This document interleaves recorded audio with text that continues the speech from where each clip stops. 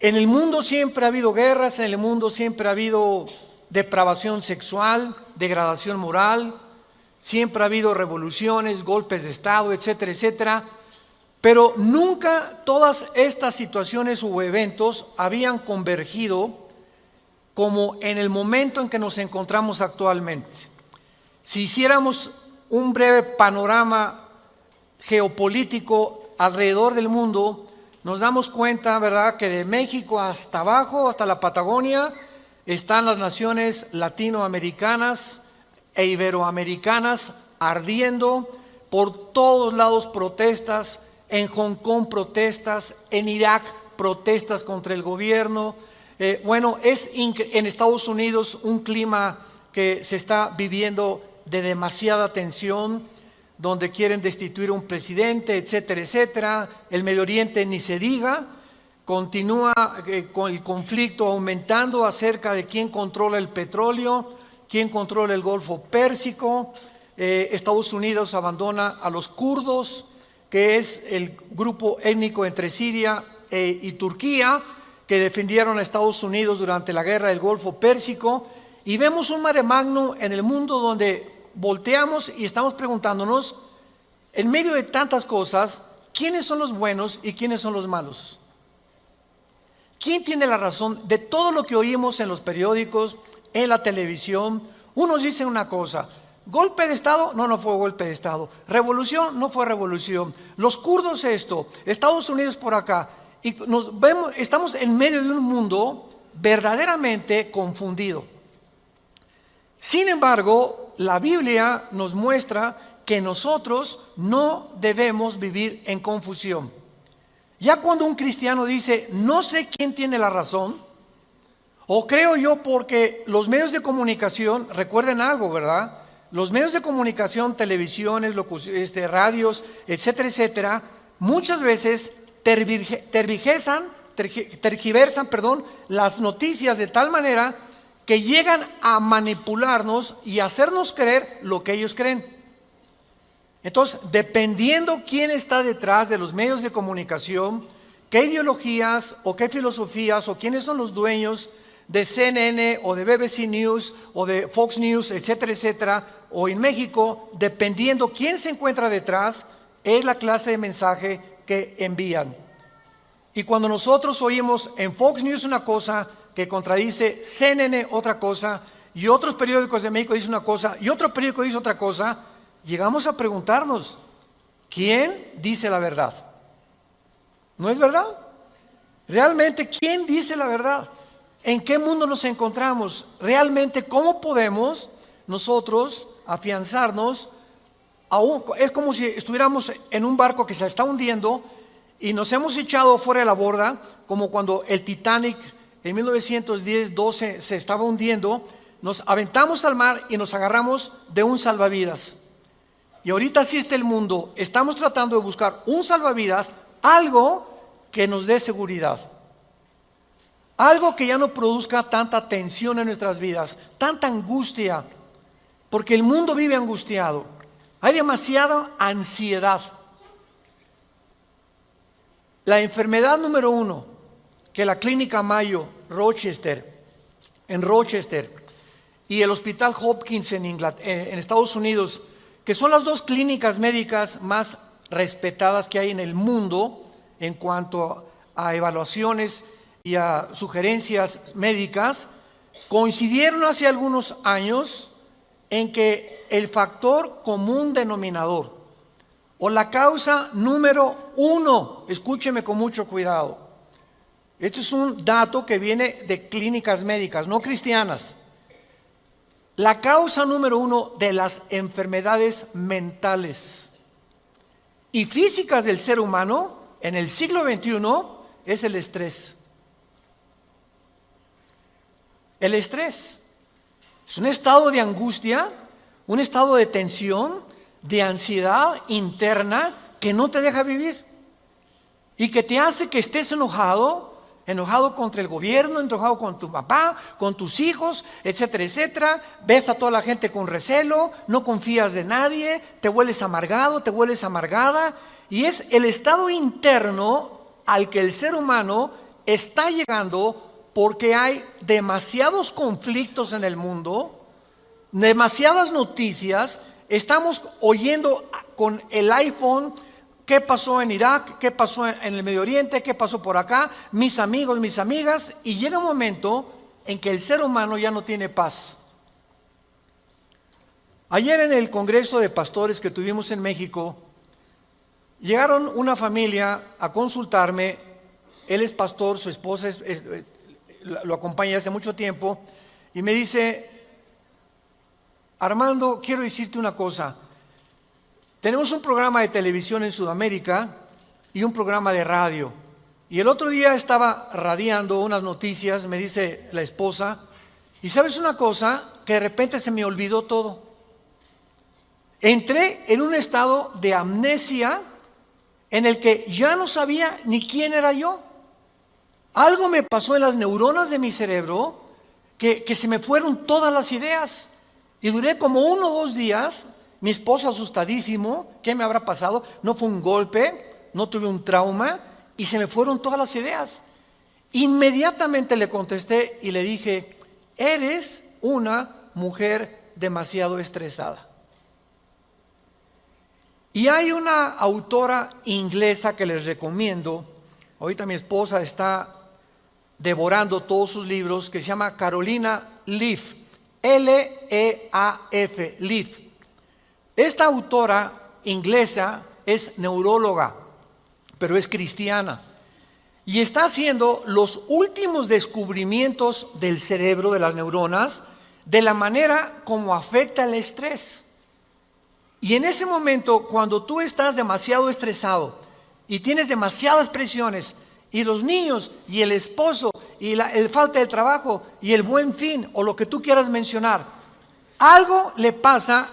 Las neuronas son interconexiones eléctricas que tenemos, pero millones de células dentro del cerebro, y un solo alambrito por la presión mental, por falta de vacaciones o de que no aprendes a relajar tu mente, etcétera, etcétera, provoca amnesia, provoca enfermedades mentales y puedes llegar inclusive a la locura. Esto es impresionante, porque es como un árbol lo que tenemos aquí adentro. Y ella está descubriendo que cuando tienes pensamientos negativos, las neuronas se unen más rápido. Esto es increíble porque así nos diseñó Dios. Y cuando tenemos pensamientos negativos, las neuronas comienzan a tratar de desconectarse y vienen zonas negras en el cerebro que te impiden pensar coherente y lógicamente. Qué interesante que Filipenses 4:8 diga en la Biblia: en esto pensad, todo lo que es bueno, todo lo que es justo, todo lo que es buen hombre, ocupa tu mente pensando cosas positivas. Porque la gente que está continuamente pensando el mal, o qué mal hacer, o estar negando a Dios en su mente, algo afecta las neuronas del cerebro científicamente. Y cuando venimos a la Biblia nos damos cuenta, ¿verdad?, que se están derrumbando todas las ideologías. El comunismo ya no es el comunismo, porque el comunismo que yo practiqué, por ejemplo, ustedes muchos saben que antes de que yo fuera cristiano fui comunista, fui ateo. A los 12 años me decepcioné de la religión que nos inculcaron y llegué a negar a Dios. Las religiones son un engaño, todas quieren explotar a la gente. Estos eran mis pensamientos. Tenía el Che Guevara arriba de mi cuarto con un póster inmenso de él, y Marx y Engels y Lenin, etcétera, etcétera. Y para mí ese era mi mundo y era lo que yo creía era la respuesta, un sistema ideológico para poder cambiar la sociedad. Sin embargo, cuando descubrí, ¿verdad?, que este sistema era completamente contradictorio, como se demostró en 1990, que cayó el comunismo en Europa, cuando Mikhail Gorbachev confesó que era una ideología. Para que seas comunista, número 1, tienes que ser ateo. Escúchame con mucho cuidado. Número 2, tienes que ser darwiniano. O sea, tienes que creer que al morir no hay nada, que vas a la tierra y que no hay Dios y ahí acabó. No hay otra vida, no hay mundo espiritual, no hay ninguna otra dimensión. Número 3, tienes que ser humanista, no humanitario, humanista. O sea, tienes que creer que el hombre tiene las respuestas para sus problemas. Ese es el humanismo. Cuando creemos que nosotros podemos resolver la pobreza, las injusticias, etcétera, etcétera. Que es la historia del fracaso de la Liga de las Naciones Unidas, la OTAN, la OEA, llámale como quieras. El hombre es incapaz de resolver los problemas que van más allá de nuestra capacidad para resolverlos. Ese es el humanismo. Entonces, si no hay esta plataforma, no eres comunista, es una mentira. Y ahora los últimos comunistas o los últimos demócratas o los últimos que han tratado de implementar diferentes sistemas de pensamiento, se dan cuenta que están ya mezclando una ideología, comunismo con democracia, con capitalismo, porque no ha funcionado. Porque es la confusión a la que hemos llegado. Y como dijo don Teofilito en México, ni lo podremos alcanzar jamás. Porque no hay ningún sistema de gobierno perfecto. Decía Winston Churchill, entre los sistemas de gobierno, el mejorcito es la democracia, pero no es perfecta tampoco. ¿Por qué? Porque somos seres humanos que necesitamos a Dios. Necesitamos a Dios. Necesitamos una guía, necesitamos un manual, necesitamos una luz. Y por eso el mundo está perdido completamente. Me decía el otro día un piloto que es vecino de la casa de ustedes donde vivimos, de American Airlines, me decía: Armando, le digo, oye, cuando tú vas en el avión allá a 10,000 metros, 10 kilómetros arriba de la superficie de la tierra, 33,000 pies, 35,000 pies, ¿cómo le haces para saber si no vas para acá o no vas para acá, o vas subiendo o vas bajando? Porque la cabina del piloto es pues muy poquita, nada más ve lo que está enfrente. Me dice: Armando, sería imposible que nosotros piloteáramos sin instrumentos. Los instrumentos nos muestran claramente la dirección que vamos a llevar, a qué altura estamos, etcétera, etcétera. Sin instrumentos, un capitán de un barco en medio del océano no sabría cuál es el norte, el sur o a dónde irse si no tuviera una brújula. Y así nosotros no sabemos a dónde ir si no tenemos instrumentos, si no tenemos un mapa que nos ha dejado Dios, que se llama las Sagradas Escrituras. Y haríamos bien en estar atentos a este libro como una antorcha que alumbra en lugar oscuro, hasta que el lucero de la mañana salga en nuestros corazones. Vamos pues a abordar este tema y esta serie, porque ante todos los eventos que está el mundo atravesando actualmente, que amenazan nuestra tranquilidad, nuestra familia, nuestro futuro, provocan ansiedad, angustia. ¿Qué pasa si pierdo el trabajo?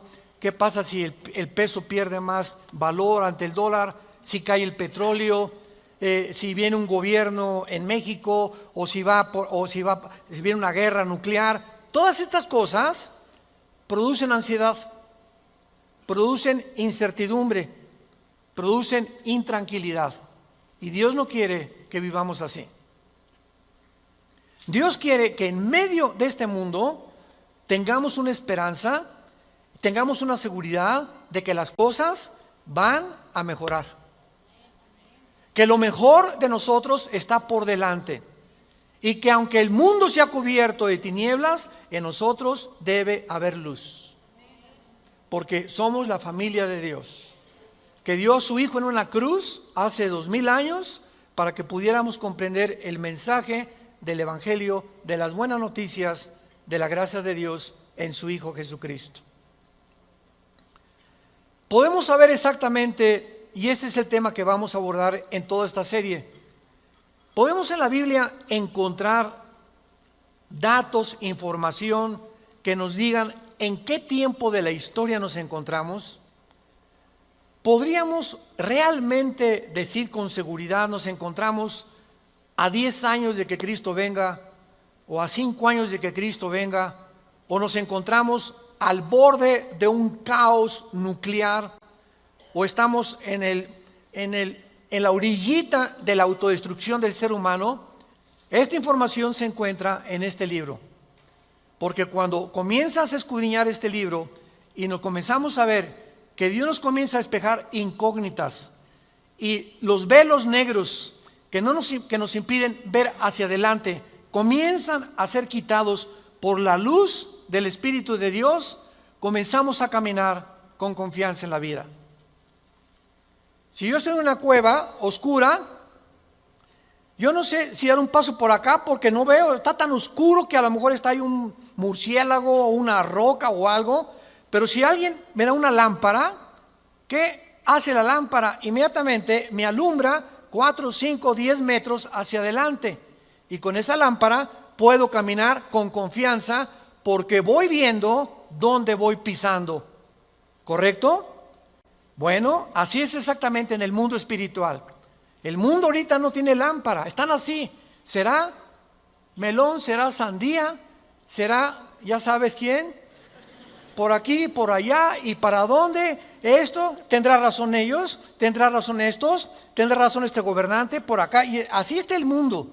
Pero cuando tenemos la palabra profética más segura, vamos a comenzar a caminar con confianza y a darnos cuenta del Dios que nos dice, no temas. No temas, estoy contigo, nunca te dejaré, nunca te voy a abandonar. Estaré contigo todos los días hasta el fin del mundo. Y aunque se cierren los cielos aparentemente y la oscuridad, la tierra esté cubierta de ella, mientras más oscuro, las estrellas se ven mejor. Mientras más oscuro, vamos a tener más luz, porque vamos a poder brillar en medio de las tinieblas. Claro que la Biblia nos va a revelar todos estos sucesos y calamidades antes de que sucedan, para que cuando sucedan corroboremos, comprobemos, confirmemos que Jesús tuvo realmente la razón y que Él es el Hijo de Dios. Y esto es lo que nos da la fortaleza, las convicciones, porque lo que más se necesita ahorita en el mundo es seres humanos con convicciones profundas en sus vidas, con mucha integridad para vivir. Y cuando tú eres una persona de una sola pieza, como dijo Pablo, yo sé en quién he creído, ya no te engaña la gente. Ya no te engañan las películas, no te engaña la televisión, no te engañan las noticias, porque tu fe está bajo una roca. Estás parado en un fundamento inconmovible. Y este fundamento es la palabra de Dios. Vayamos a ver algunos pasajes en primer lugar en el capítulo 46 del libro de Isaías.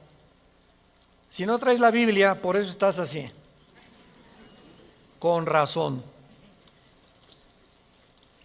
En Isaías capítulo 46, versículo del 9 al 10, veamos algunas respuestas anticipadas que este profeta hace 2700 años escribió. Isaías 46, versículo 9 y versículo 10. Dice Dios: acuérdense de las cosas pasadas desde los tiempos antiguos, porque yo soy Dios y no hay otro Dios, y nada hay semejante a mí, que anuncio lo porvenir desde el principio y desde la antigüedad, lo que aún no era hecho, que digo, mi consejo permanecerá y haré todo lo que quiero. En este pasaje Dios claramente nos muestra que Él va a demostrar, el Dios de la Biblia, que Él es Dios. Y que todos los demás dioses, ¿verdad?, no son realmente más que ídolos. Y aunque detrás de todo esto hay criaturas espirituales que se le llama dioses en la Biblia, Él es el Elohim de los Elohim. Él es el Dios de los dioses. Él es el rey de todos los demás súbditos que ocupan el universo. Y que Él nos va a anunciar lo que va a venir para que sepamos algo. Lo que Dios dice va a permanecer. Y va a hacer todo lo que Él ha dicho que va a hacer en la Biblia. Veamos otro pasaje en el Nuevo Testamento, en Primera de Juan. Antes del Apocalipsis está Primera de Juan, para que no andes por el Éxodo. En Primera de Juan, capítulo 4, versículos 5 al 6, el apóstol, el último de los apóstoles de Jesucristo, que murió a los 93, 92 años de edad, fue el último que murió de ellos, escribe, Primera de Juan 4, del 5 al 6, ellos son del mundo, siga con cuidado esta lectura, ellos son del mundo, por eso hablan del mundo, y el mundo los oye. Nosotros somos de Dios, el que conoce a Dios nos oye, el que no es de Dios no nos oye. En esto conocemos el espíritu de verdad y el espíritu de error. Tú prendes el radio y dices, ¿qué quiero oír? La charrita del cuadrante. Bueno, porque eso es lo que quieres oír. Pero al mismo tiempo tu aparatito de tu radio tiene ondas y tiene FM, tiene AM y tiene como 50 estaciones más que tú puedes oír en el FM 91.3, 1440, etcétera, etcétera, ¿verdad? Pero tú sintonizas lo que tú quieres oír. El mundo espiritual que nos rodea, ahorita aquí cerca de nosotros, todas estas ondas radiales y de video y de televisión están pasando junto a nosotros, pero ese aparatito las capta, son invisibles. Y el hecho que no las veamos no implica que no existen, porque aquí están junto a nosotros. Pero ese aparatito lo prendo y capta esa onda que yo quiero, o hay otra banda más chica, o hay otra más grande, pero capta, repito, la estación que tú quieres bajar del mundo invisible. Y así pasa en el mundo espiritual. ¿A quién quieres oír? ¿A Buda? ¿A Marx? ¿A Che Guevara? ¿A Lenin? ¿A los brujos? ¿A los astrólogos? ¿A quién estás sintonizando en tu mente? Ellos son del mundo. Si tú eres del mundo, vas a oír a los líderes del mundo, a los religiosos, a los brujos, a los que te han prometido que tienen alguna verdad. Y por eso tu vida está como está. Pero si tú quieres sintonizar la frecuencia de Cristo, entona a Cristo en la Biblia. Entonces, por la forma y a quienes oímos, podemos confirmar si somos o no somos hijos de Dios. El que es de Dios, oye a Jesús. Mis ovejas, Juan 10, oyen mi voz y me siguen. Y yo les doy la vida eterna. Y no oirán la voz del falso pastor. Y aquí se trata de tu destino eterno, de tu familia, de tu matrimonio, de tus hijos. Tienes que aprender a discernir la voz de Jesús. En medio de tantas voces en la televisión, en los programas, en los radios, en libros que hay que nos rodean por todos lados, ¿a quién estás oyendo? ¿A quién estás leyendo? ¿Qué tipo de lectura tienes? ¿Qué tipo de actividades tienes para saber si tú eres y tienes el espíritu de verdad o tienes el espíritu de error? Muy bien. En la Biblia tenemos tres principales fuentes de información de las profecías bíblicas. Esto es bien importante. Hay tres fuentes de información en la Biblia que vamos rápidamente a verlas, que nos muestran la fase final de la historia humana en tres pasajes de la Biblia y que nos vienen realmente a confirmar en qué época nos encontramos. Estas tres son, en primer lugar, el Sermón del Monte de Jesús, que se encuentra en Mateo 24, Marcos 13 y Lucas 21. ¿Cuál es el Sermón del Monte? Cuando los discípulos se acercaron a Jesús, dinos, ¿cuándo será la señal del fin del mundo? ¿Cuándo serán estas cosas y cuándo será la señal de que tú vas a regresar. Y ahí Cristo comienza a enumerar una serie de eventos y señales. Habrá guerras, falsos profetas, muchos van a ser engañados, pestes, terremotos, y será el principio de los dolores. La segunda fuente de información se encuentra en Primera de Tesalonicenses, capítulo 4, del 3 al capítulo 5, versículo 4. Esta revelación la compartió el apóstol Pablo de los últimos tiempos. Y la tercera revelación acerca de los últimos tiempos la encontramos en el libro del Apocalipsis, del capítulo 5 al capítulo 19. En estos capítulos se encuentra claramente todo lo que la planeta Tierra y la humanidad va a atravesar. Ahora, muy bien, cuando estudiamos estos pasajes, podemos concluir que efectivamente vendrán tiempos difíciles al mundo, sorpresivos y amenazadores, que es de lo que hemos estado hablando en los últimos 10-15 minutos.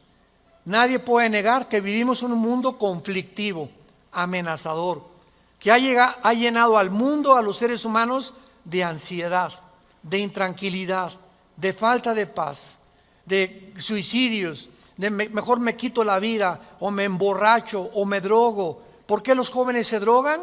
Pues porque es una forma de evadir la realidad.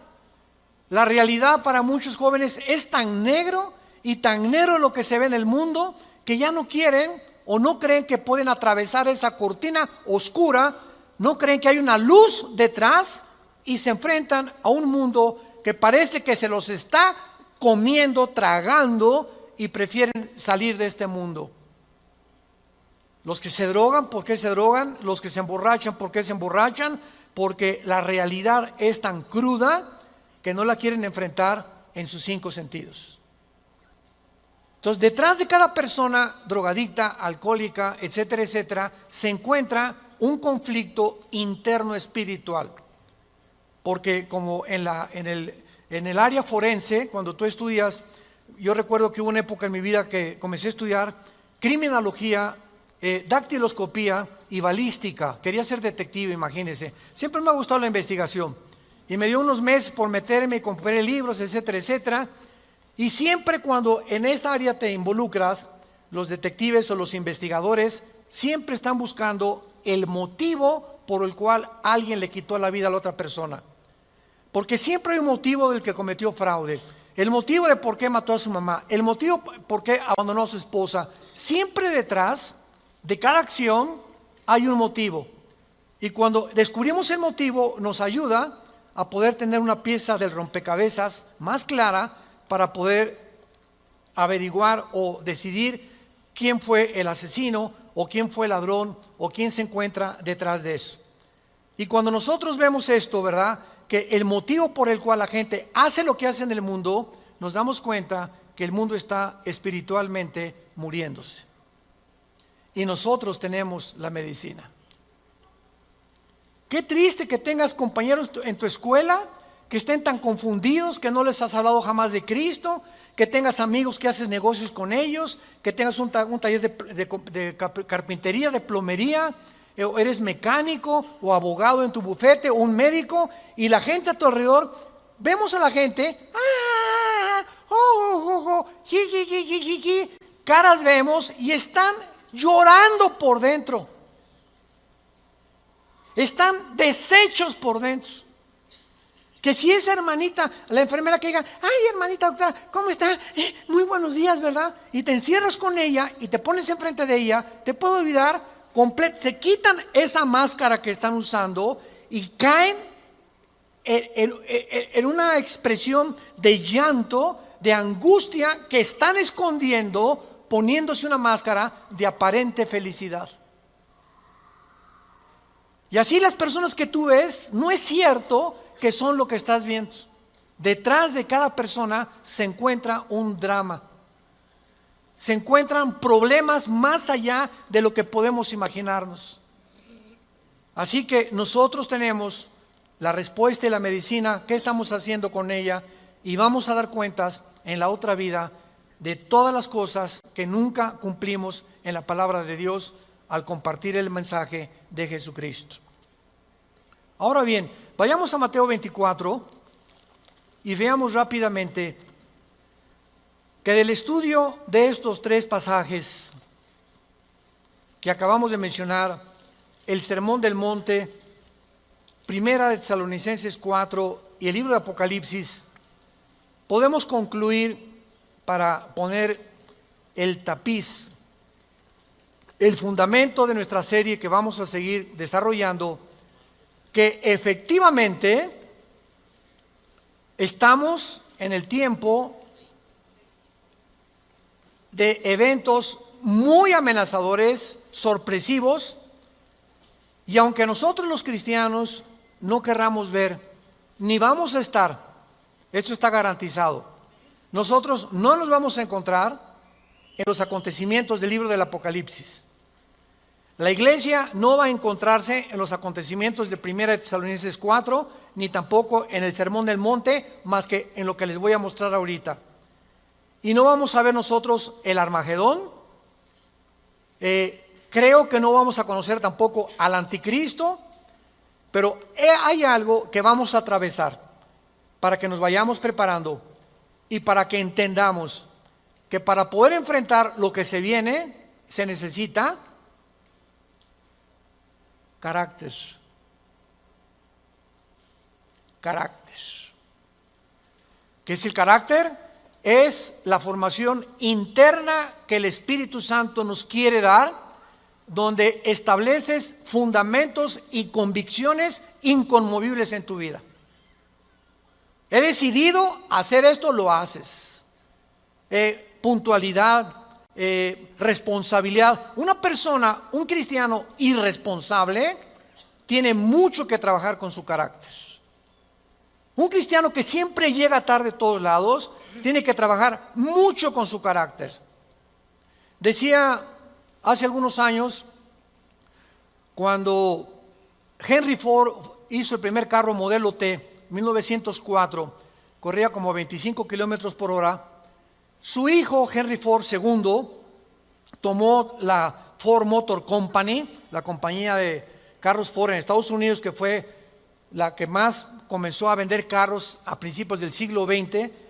Y este hombre llegaba a la compañía de Ford y ponía al jefe de la planta, al jefe de la administración, al jefe de la supervisión, ponía a líderes en cada departamento.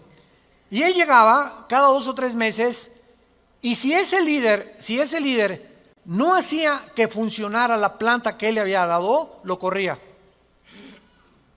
Dice, un líder, decía Henry Ford II, es la persona que hace que las cosas sucedan. Y si tú estás al frente de una responsabilidad y no cambias la situación, o no cambias la manera de pensar de los hombres o de tus soldados que tienes bajo tu responsabilidad, tú no eres líder. Entonces, qué importante es que la Biblia dice que todos nosotros debemos ser líderes. Y si somos líderes, tenemos que hacer cambiar las cosas de alguna manera. Vas a hacer cambiar a tu amigo, y vas a hacer cambiar a tu amiga, y vas a hacer cambiar a tus amigos de la escuela, hasta a tus maestros los vas a confrontar algún día. Discúlpeme, maestro, con el respeto que se merece, no venimos del chango. La evolución es una teoría que está completamente destituida desde que descubrieron el ADN en 1954. Por favor, actualícese más, maestro. Entonces, cuando comenzamos a entender eso, es cuando comenzamos a comprender que este mundo, dice la Biblia, la mayoría serán engañados.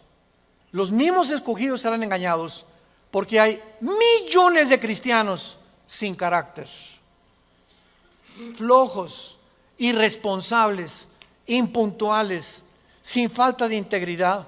A nadie le hablan de Cristo, no comparten las buenas nuevas, no tienen convicciones profundas que los hacen ser gigantes, guerreros de Dios. Dice Mateo capítulo 24 en el Sermón del Monte el Señor Jesucristo, porque se acercan los discípulos para hacerle preguntas, versículo 3, Señor, dinos, vean las 3 preguntas que le hacen hace 2000 años. 1, ¿cuándo serán estas cosas? Querían saber el tiempo los discípulos.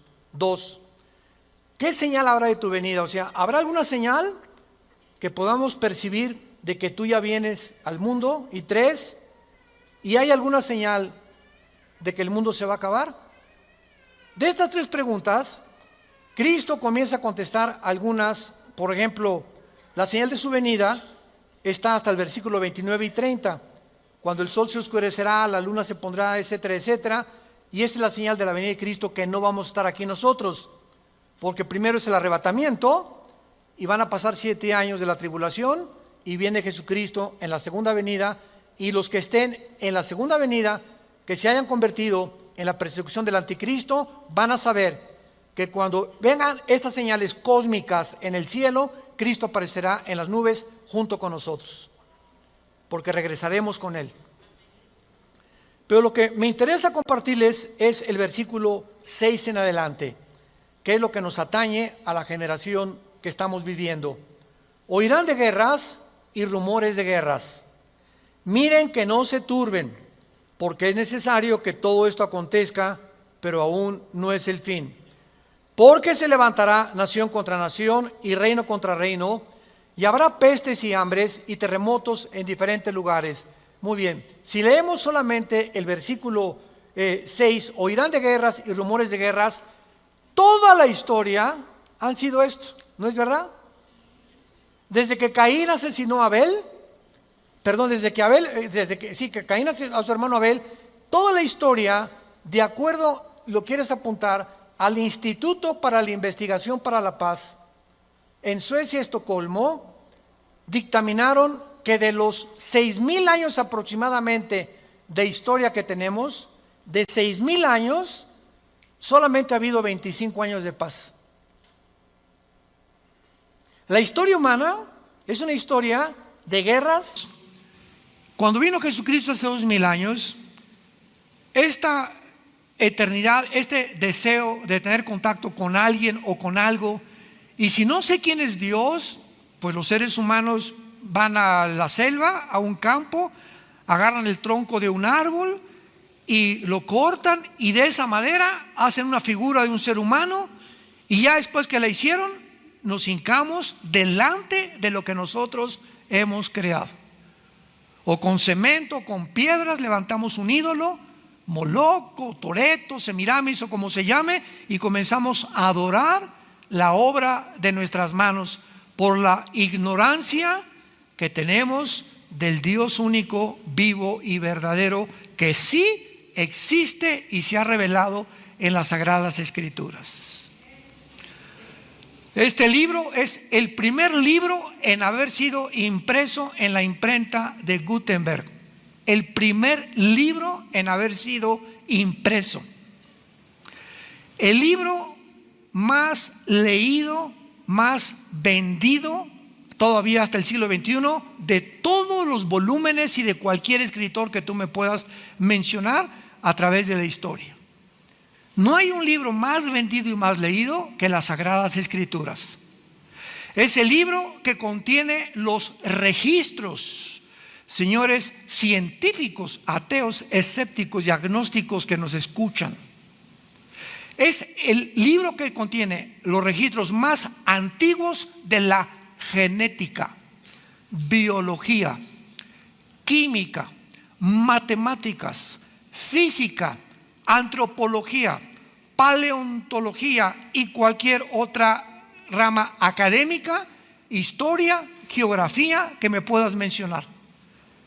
Y todo a través de la historia, lo que el hombre ha descubierto a través de todas estas de historia y geografía, la Biblia lo decía antes.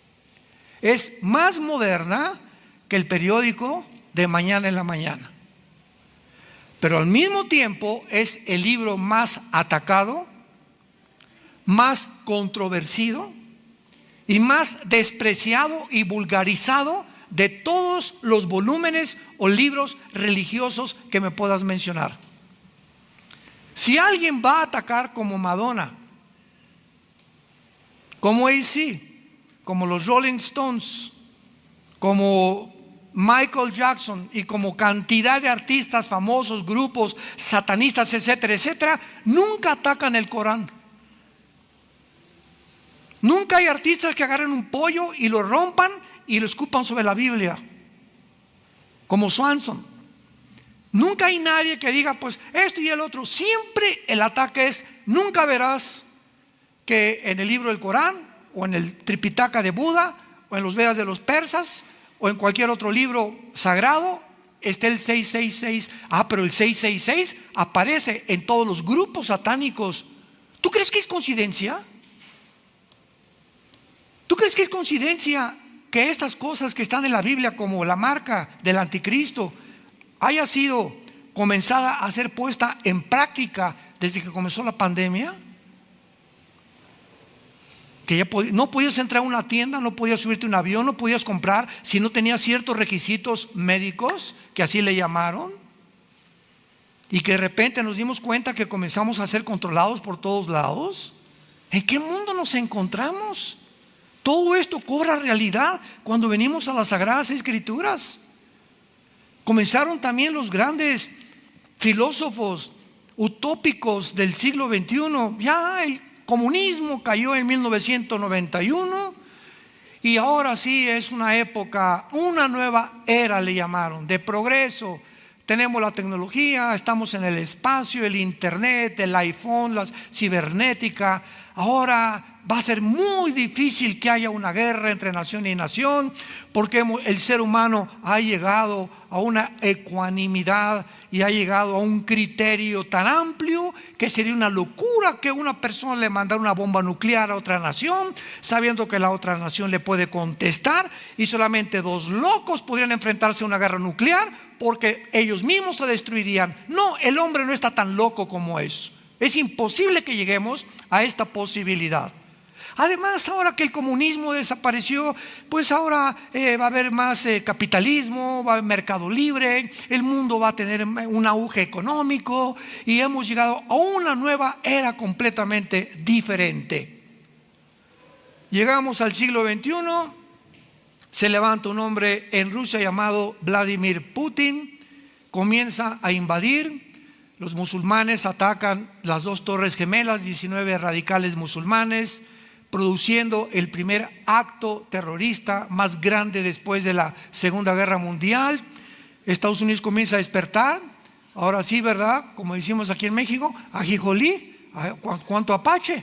Ahora sí que estamos rodeados, nunca nos dimos cuenta, pero estamos en el país más poderoso. Se metieron en aviones a Nueva York, a nuestro terreno, a donde estamos nosotros creyendo que somos los amos del mundo. Pues humillaron a los Estados Unidos, este grupo terrorista. Después viene Putin y se mete otra vez a otras áreas en Rusia. La OTAN comienza a expandirse hacia el nororiente de Europa. Putin hace poco invade Ucrania y el mundo comienza otra vez a realizar la verdad de que el ser humano es mentira, que ha progresado, que nos encontramos con toda la tecnología, con toda la ciencia y con todo aquello que creíamos que había de desaparecer, al borde de una guerra nuclear. Jesús dijo hace 2000 años: oirán de guerras y rumores de guerras. Y miren que no se turben, porque es necesario que esto acontezca. Y entonces vendrá el fin. Y esta serie que estoy compartiendo con ustedes tiene ese propósito: analizar eventos tanto científicos, cibernéticos, históricos, teológicos, bíblicos, para poder juntar todo este rompecabezas y poder realmente decir en qué nos podemos basar, tanto con lo que está pasando en el mundo a la luz de la Biblia, para poder decir realmente somos la primera generación que podemos destruirnos en 5 minutos con el potencial nuclear que existe.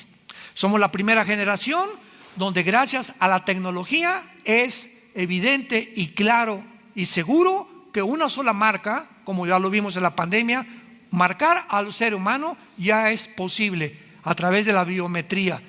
y una persona puede ya controlar el mundo. Ahorita, por ejemplo, venimos mi esposo y yo de Dallas, entramos ahí en Dallas al aeropuerto y al pasar para abordar el avión, ya no te piden el pasaporte.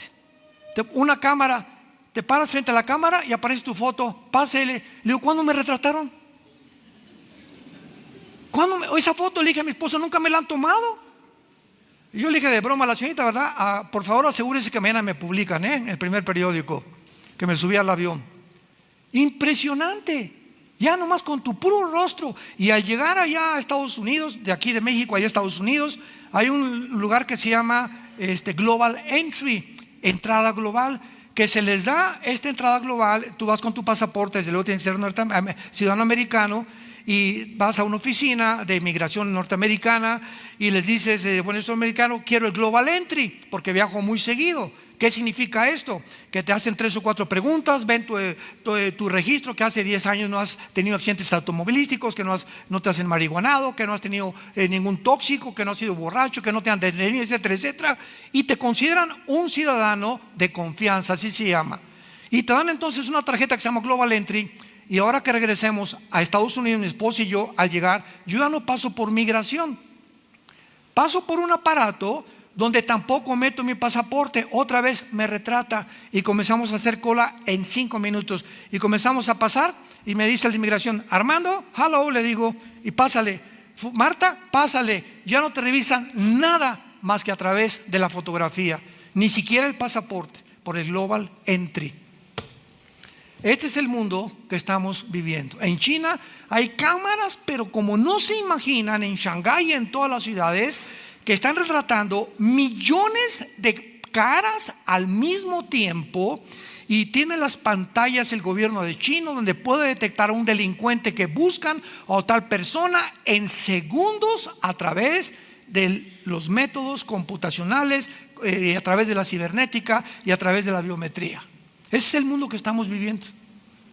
Es un mundo que ya puede gobernar un solo hombre, donde pueden ya las naciones entregar su soberanía nacional, y este hombre, que se va a llamar el anticristo, va a gobernar al mundo a través de los chips, ya sea un tatuaje en la mano o un chip que nos meta, que les metan. Yo no voy a estar aquí, yo no sé si tú, o aquí en el entrecejo, y la gente que no tenga ese pasaporte, ese chip, ese tatuaje, no va a poder comprar ni un carro, ni entrar a una tienda, ni entrar a la comercial mexicana, ni una farmacia, ni vender. No puedes hacer nada si no te identificas con ese chip, que ya está en acción y que ya está funcionando en muchos lugares. En Mateo 24, los que tengan su Biblia, Jesús se enfrenta a unas preguntas que también ya contestamos, y las repaso rápidamente, que le hicieron los discípulos. 3 preguntas de carácter escatológico. Escatos en el griego, más allá de, logos, conocimiento. La escatología es la rama de la teología, a los que les interesa apuntarlos, que trata con las cosas futuras. Un escatólogo es un estudiante de la Biblia que se dedica a escudriñar principalmente el área de las profecías bíblicas de los últimos tiempos. Y dentro de la escatología le hacen 3 preguntas a Cristo muy interesantes, que Él contesta y otra no la contesta. Y dice el versículo 3, estando sentado Él, o sea Jesús, en el monte de los olivos, los discípulos se le acercaron aparte diciendo, pongamos atención a estas 3 preguntas que le hicieron. Dinos, número 1, ¿cuándo serán estas cosas? La primera pregunta está relacionada con el versículo anterior, que el templo, que era una atracción tremenda en aquellos tiempos que hizo Salomón, lo admiraban, este edificio. ¿Quién puede derrumbar este edificio?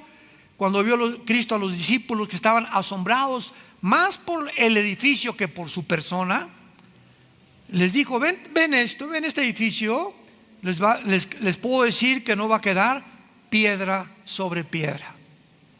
Esta primera pregunta que le hicieron a Cristo, ¿cuándo sucederán estas cosas?, está relacionada de cuándo pasará que el templo sea destruido. Esta sucedió 70 años después de Cristo, cuando el general Tito de Roma entra a Jerusalén y acaba con Jerusalén. Y no queda piedra sobre piedra. Se cumple al pie de la letra las palabras de Jesús. Pero quedan dos preguntas más. La segunda pregunta es: ¿qué señal habrá de tu venida? O sea, podemos darnos cuenta cuando tú regreses de alguna manera, porque nos has dicho te vas y vas a regresar. ¿Hay alguna señal para que cuando regreses sepamos nosotros que tú vas a regresar? Cristo le da esta respuesta en el versículo 29 y 30 del mismo capítulo 24 de Mateo. E inmediatamente después de la tribulación de aquellos días, el sol se oscurecerá, la luna no dará su resplandor y las estrellas caerán del cielo y las potencias de los cielos serán conmovidas. Entonces aparecerá la señal del Hijo del Hombre en el cielo. Y entonces lamentarán todas las tribus de la tierra y verán al Hijo del Hombre viniendo sobre las nubes del cielo con gran poder y gloria. Esta segunda pregunta, ¿cuándo será la señal?, se cumplirá al final de la tribulación. Pero antes hay otra pregunta que es la que nos atañe y la que hemos estado investigando y tratando de contestar. Y gracias a Dios que ya la podemos contestar, repito, por el análisis que podemos hacer de las señales, de la historia, de los eventos a nuestro alrededor y principalmente de las Sagradas Escrituras.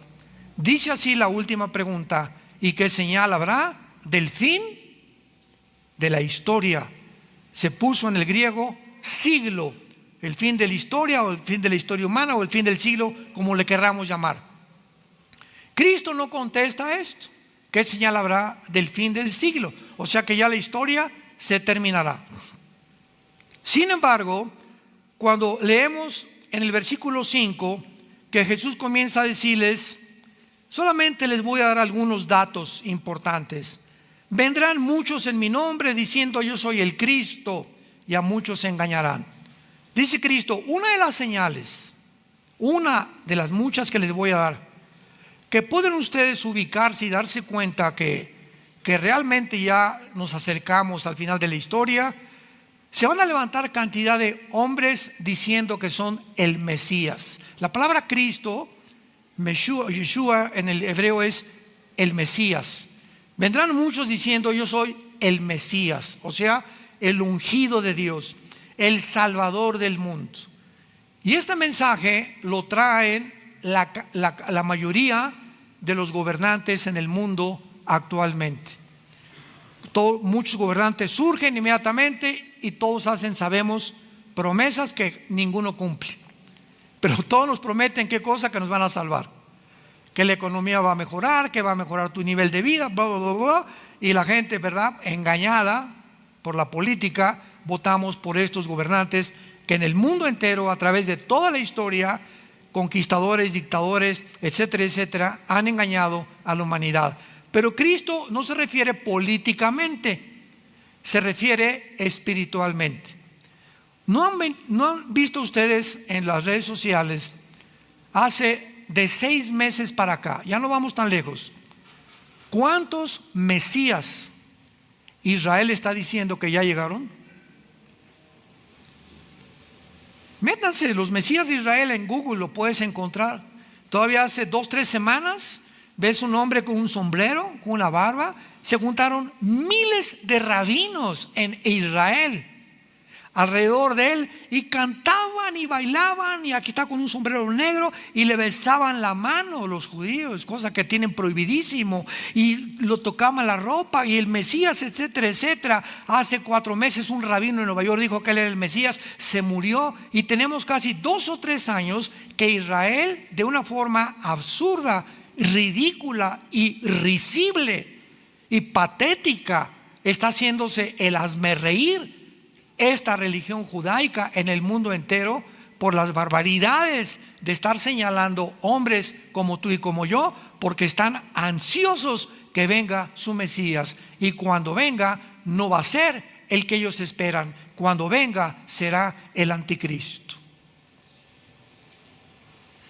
que vendrá como un ángel de luz, dice la Biblia.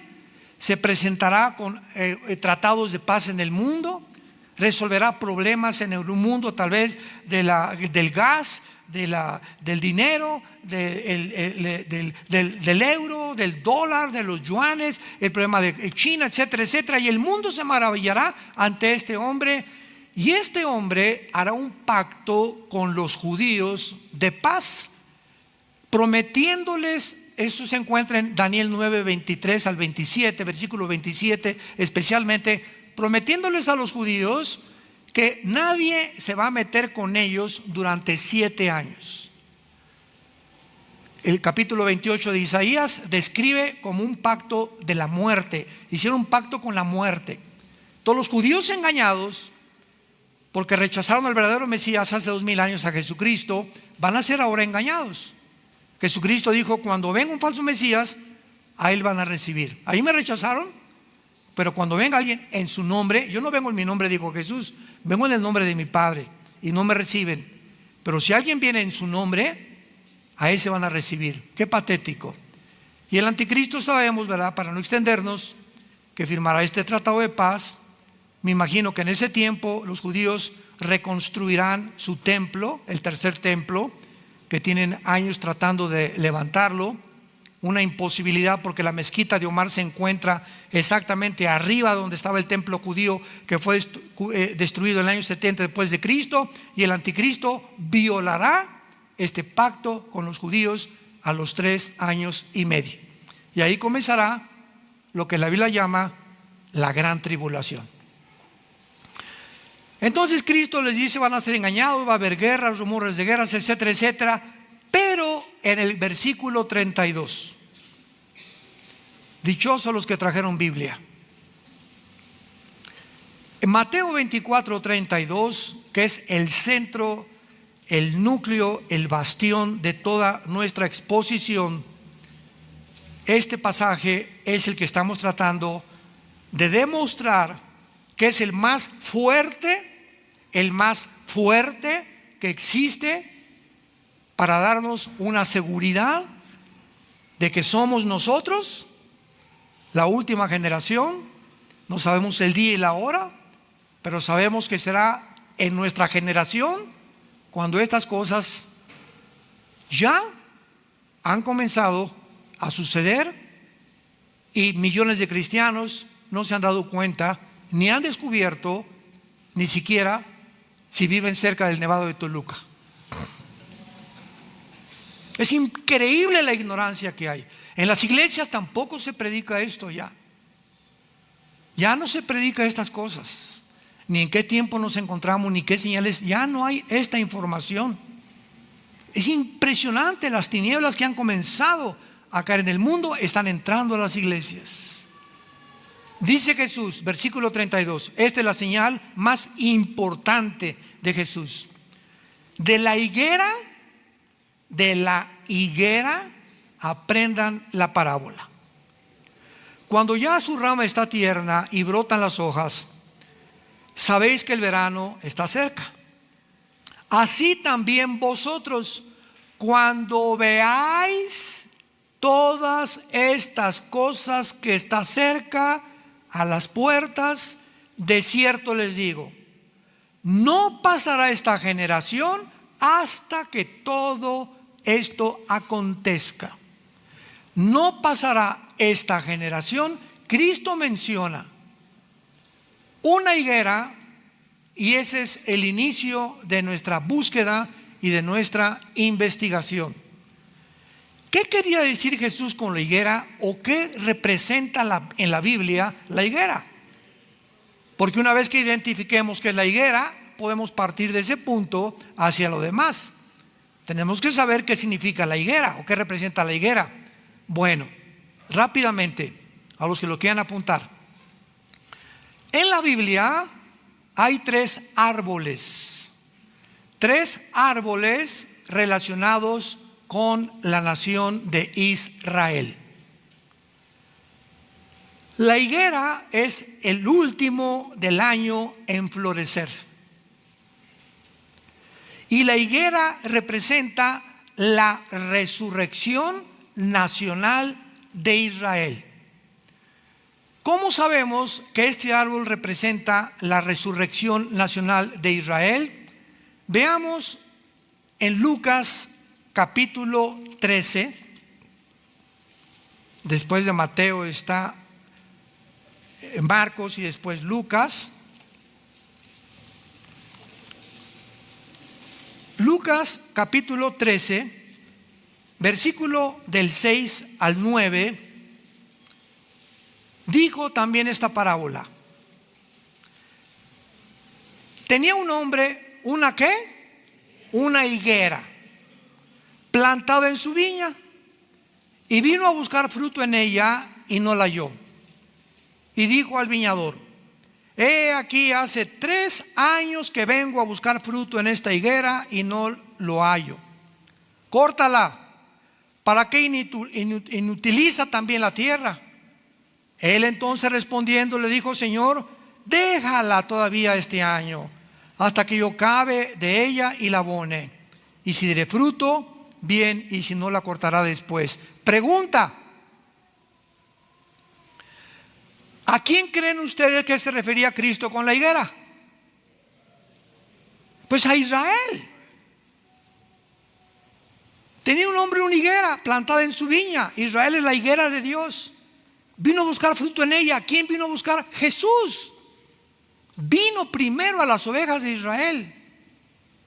Él venía primero a los israelitas descendientes de Abraham. Y no halló fruto en ella. Lo crucificaron.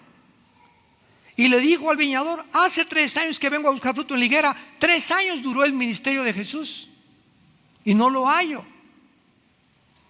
La higuera representa y siempre está relacionada con la vida de la resurrección de Israel. Y entonces, ¿qué le dijo, verdad? Que ya la higuera no va a dar fruto, está completamente podrida. Ahora comparamos esto con Mateo 21. Otro caso, porque repito, primero tenemos siempre en la Biblia que buscar el significado para no inventar. Pues yo creo que piensa esto, o yo creo que significa esto. No, espérame tantito, la Biblia no es de interpretación privada. La Biblia se interpreta a sí mismo. Dice la Biblia en Lucas capítulo 21, versículo 18. Mateo 21, versículo 18. Por la mañana, esto fue el día anterior que lo crucificaran. Mateo 21, versículo 18. Volviendo a la ciudad tuvo hambre, y viendo una higuera cerca del camino, vino a ella y no halló nada sino hojas solamente, y le dijo: nunca jamás nazca de ti fruto. Y luego se secó la higuera. Viendo esto, los discípulos decían maravillados: ¿cómo es que se secó enseguida la higuera? ¿Qué representaba esa higuera el día antes que lo crucificaran? ¿A quién fue a quien maldijo Jesucristo? A Israel. He venido a lo mismo. Venido a buscar fruto, ¿verdad? Una higuera seca, representando cómo es posible que no estés dando fruto. Y maldice Cristo la higuera, y vemos que Israel muere. Se seca Israel como nación después de la crucifixión, y hasta 1948, 14 de mayo de 1948, ante los ojos expectantes historiadores, antropólogos del mundo, geólogos, etcétera, etcétera, vemos ante el mundo la resurrección de una nación después de casi 2000 años de haber sido exiliada, dispersada en todas las naciones del mundo, sin ninguna posibilidad de que este grupo de judíos dispersados en todas las naciones del mundo pudieran mantener durante casi 2000 años la esperanza de regresar a Israel. Y gracias al genocidio de Adolfo Hitler y de los nazis, que la Liga de las Naciones, en aquel tiempo no era la ONU, era la Liga de las Naciones, al ver que 6 millones de judíos habían sido masacrados, que habían sido masacrados imbéciles, idiotas, tarados, retrasados mentales, gente incapacitada, porque los nazis odiaban a una persona con defectos físicos. Cualquier persona con defectos, la orden era matarlos, exterminar al mundo. Era el sueño de Hitler, y que sobreviviera solo una raza, la raza aria, los blancos, güeros y de ojos azules. Ese era el sueño de Hitler, porque él quería que esa raza era la que iba a controlar el mundo algún día, los arios. El mundo se espanta y ve 6 millones, todo, mataron gitanos, mataron homosexuales. Bueno, fue una cosa espantosa lo que los nazis hicieron. Se juntan las naciones y votan para que Israel, después de casi 2000 años, les den permiso a través de la declaración de Balfour, un hombre en Inglaterra, y de Teodoro Herzl, un judío del siglo XIX que comenzó a soñar que era el tiempo de regresar a Israel. Le permite a las Naciones Unidas regresar a Israel, y dice Isaías 66: ¿podrá una nación resurgir en un día? Y nunca ninguna nación jamás en la historia ha podido conformarse nacionalmente en un día más que la nación de Israel. Cuando Jesús, en nuestro pasaje de Mateo 24:32, regresamos, y una vez que ubicamos que la higuera es Israel, bueno, rápidamente les digo los otros dos árboles. El otro árbol en la Biblia es el olivo. El olivo representa las bendiciones de Israel desde los patriarcas, que los encontramos en Romanos capítulo 11. Se describe a Israel como el olivo natural, ¿se acuerdan? Y a nosotros, la iglesia, como el olivo silvestre, que fuimos injertados, y las bendiciones de Abraham que recibía Israel al rechazar a Cristo, ahora nos pertenecen. Somos beneficiarios por tener a Cristo, la semilla prometida a la mujer, de las bendiciones de Abraham. No somos Israel, porque Israel es el olivo natural y nosotros el olivo silvestre. Pero el olivo representa, repito, las bendiciones espirituales a Israel. Y el tercer libro de la Biblia es la vid.